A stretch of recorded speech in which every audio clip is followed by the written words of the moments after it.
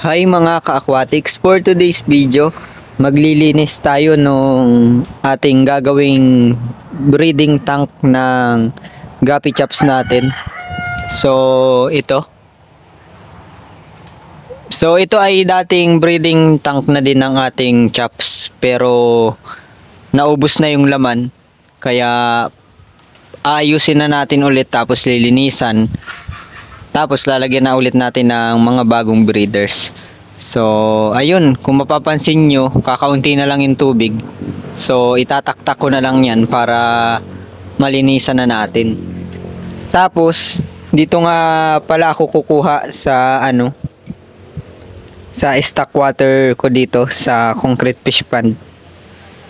So ayan, mukha lang siyang madumi pero malinis yan. So ayun.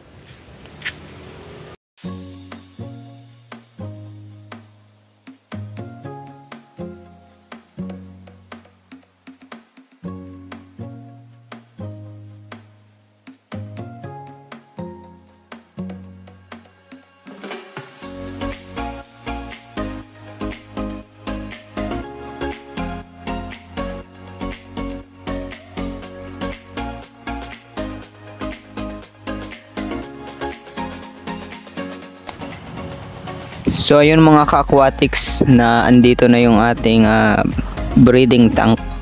So lilinisan ko lang yan, tas ibabalik ko na din yan doon sa dati niyang pinaglalagyan. So tara.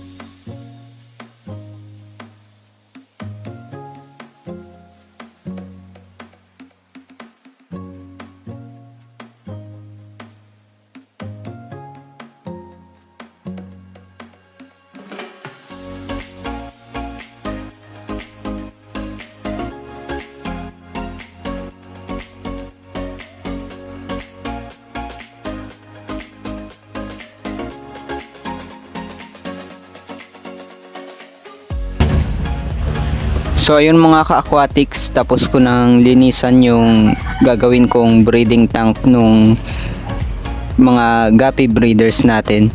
So ibabalik ko na yan dun sa dating pwesto na napaglalagyan yan. Tapos lalagyan na din natin ng tubig, tapos mga plants, para paglipat natin nung ating mga breeders ay condition na sila. So ayun. So hindi ko nga pala ginamitan yan mga ka-aquatics ng brush sa paglilinis, kasi nga baka matanggal yung mga sealant na mga nakalagay dyan para hindi tumagas yung ating rep tab. So kapag natanggal kasi yun ay aayusin na naman natin. So maaabala pa tayo kasi kailangan pa nating patuyuin yan para ayusin at lagyan ulit ng sealant. So ayun.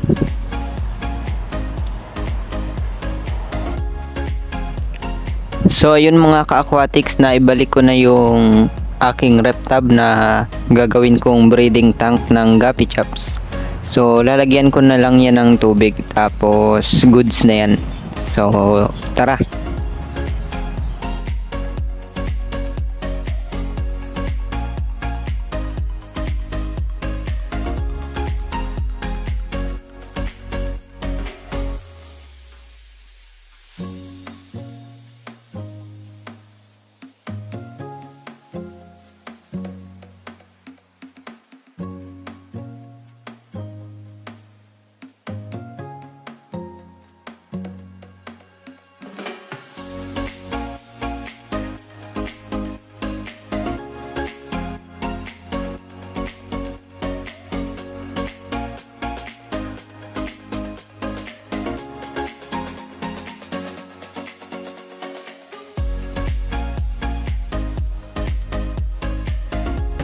So ayun mga ka-aquatics, tapos ko nang lagyan ng tubig yung ating rep tab.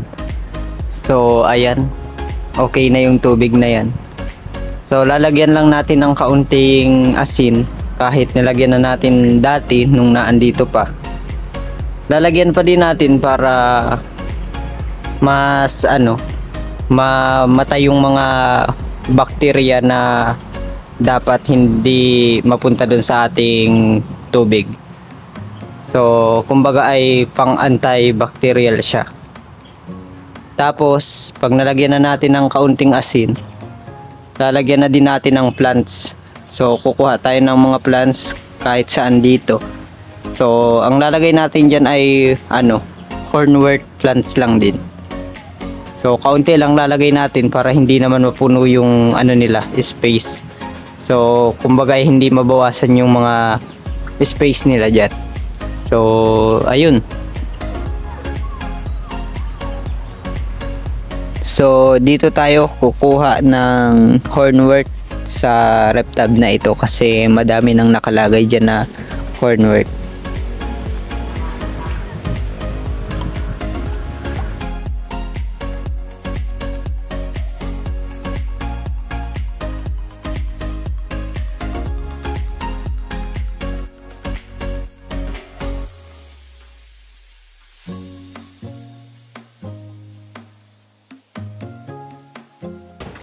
So ayun mga ka-aquatics, nakakuha na ako ng hornwort.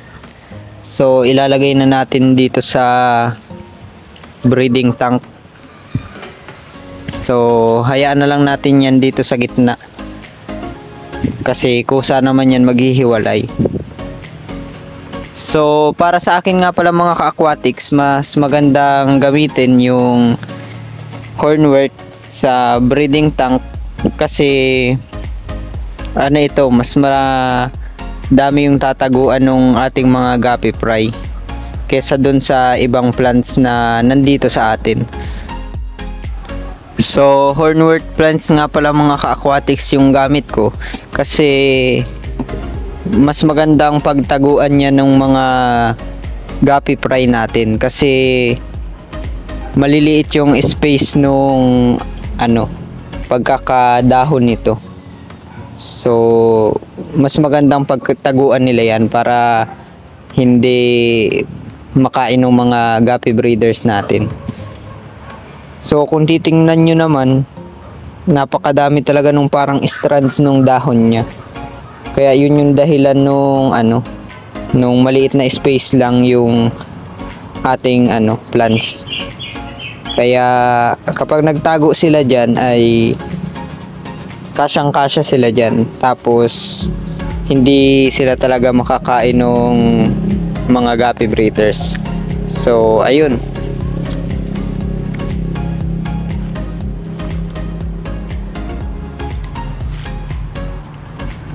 So dito nga pala mga ka-aquatics, lalagyan ko na din ng mga plants.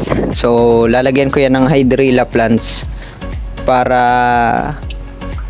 paglagay natin nung ating mga guppy fry ay may mga plants na dyan, tapos may nagbibigay na din ng oxygen.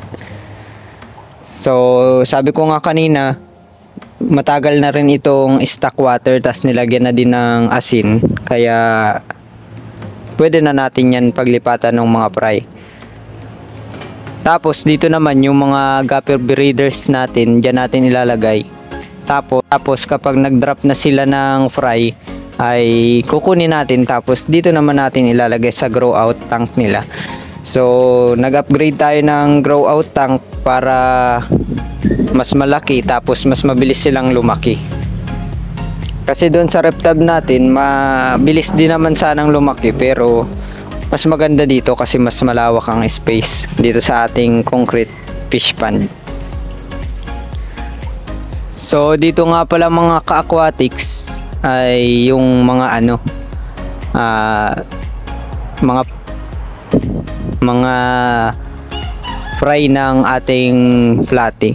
So sabi ko dun sa nakaraang vlog ko na paghaluin ko na muna yung mga fry ng platy dito, tapos pag medyo lumaki na, tsaka ko na lang muna ihihiwalay. So ito ay grow out muna ng assorted platy.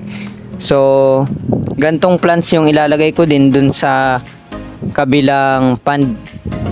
So hydrilla plants yung lalagay natin. Tapos hindi natin masyadong dadamihan para hindi masyadong makain ng plants yung space ng ating grow out tank. So ayun. So yun lang muna mga ka-aquatics for today's video. At kung hindi pa nga pala kayo nakakapag-subscribe sa aking YouTube channel, please subscribe na po. And please like, comment, and share this video. Salamat!